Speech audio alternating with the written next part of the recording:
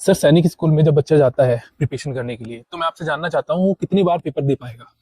Sir इसमें कक्षा जो बच्चे 6 के लिए एडमिशन लेना चाहते हैं या 9 के लिए, हाँ जी, वो 2 बार पेपर दे सकते हैं इसमें। हाँ जी, ये नवोदय की तरह नहीं है कि एक बार ही बच्चा पेपर दे सकता है। हाँ। एक बच्चा इसमें कक्षा 5 में पेपर दे सकता है, एक 6 में पेपर दे सकता है। ऐसे ही कक्षा 8वीं में जो पढ़ रहा है 8वीं पास करने में पेपर दे सकता है। हाँ जी, बस उसमें डेट ऑफ बर्थ का ध्यान रखना चाहिए। आपका 1 अप्रैल 2015 से लेके हाँ जी, 31 मार्च 2017 तक हाँ जी। कक्षा 6 की है। इस बार जो आएगा पेपर फॉर्म निकलेंगे। हाँ जी।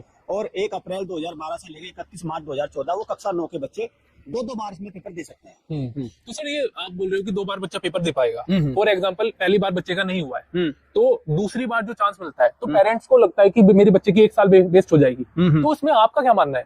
हाँ सर, इसमें देखो ये होता है, बहुत सारे पेरेंट्स के हमारे पास भी डाउट आता है कि मेरा बच्चा वहाँ 6ठी दोबारा करेगा जाके, मेरे ने तो 6 कर लिया यहाँ पे, कोई कहता है मेरा तो 8वीं दोबारा करेगा, 9th के लिए भी। सर लेकिन मैं एक बार बताऊं क्या सर आपको? हाँ जी, इसको थोड़ा सा ना आप सच्चे शब्दों में समझो। हाँ जी, जब पेरेंट ये कहता है कि मेरा तो बच्चा दोबारा करेगा, 1 साल बर्बाद हो जाएगा, सबसे पहले हम ये देखें क्या 10 साल जो बच्चे ने पढ़ाई करी वो आबाद हो गया क्या?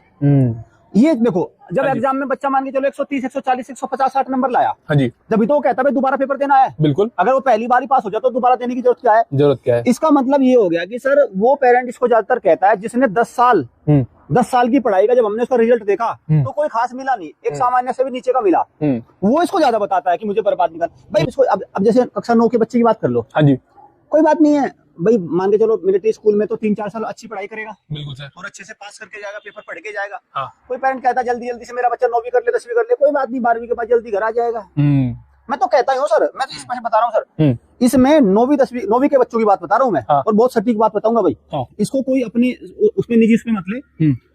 अगर विशेषकर फौजी जो है आर्मी वालों में बात कर रहा हूँ, हाँ जी सर, इसमें 2 रिटायरमेंट हो रहे हैं अब, अगर बच्चे पे ध्यान नहीं दिए। कैसे? एक जो फौजी है 12वीं के बाद रिटायरमेंट, उसकी भी सर्विस शॉर्ट रहती है, वो रिटायरमेंट लेके घर आ जाता है। बिल्कुल। दूसरा बच्चा 12वीं करने के बाद रिटायरमेंट ले लेता है करियर से, क्योंकि पढ़ाई तो हुई नहीं ना, पढ़ाई नहीं हुई भाई 8वीं 9वीं 10वीं 11वीं 12वीं जब अच्छी नहीं हुई तो उसका रिटायरमेंट तय है ना। बिल्कुल। तो घर पर एक रिटायरमेंट नहीं होता, 2 रिटायरमेंट। पिताजी पेंशन लेके आते हैं और बच्चा करियर से रिटायर कर जाता है, क्योंकि अच्छे से स्कूलिंग हुई नहीं हुई। आप इसमें ये चेक कर लेना। तो इसीलिए ये नहीं होता कि 8वीं रिपीट हो जाए या 9वीं रिपीट हो जाए। सर ये बताओ 12वीं के बाद भी तो आपको 12वीं के बाद चलो बताओ मुझे क्या करना, वो ग्रेजुएशन करके कंपटीशन में तो बैठ ही रहा है। बिल्कुल सर, ऐसा तो निकलेगा, ऐसा तो है नहीं कोई प्रोफेशनल कोर्स करता जा रहा है, जल्दी उसको कुछ करना है ना। तो सर ये तो मैं कहूँगा बचकानी बातें हैं भाई। मैं तो ये कहता हूँ कि वो डिग्रियां हाथ में लेने से काम नहीं बनेगा कि आपने जल्दी 9वीं 10वीं 11वीं 12वीं का सर्टिफिकेट लेके और रख लिए, तो घर पे धूल फांक रहे हैं सर्टिफिकेट। होना ये चाहिए कि असली टैलेंट बच्चे के अंदर गया कि नहीं, नॉलेज गई कि नहीं, है ना, वो बच्चा पढ़ाई में अच्छा हुआ कि नहीं,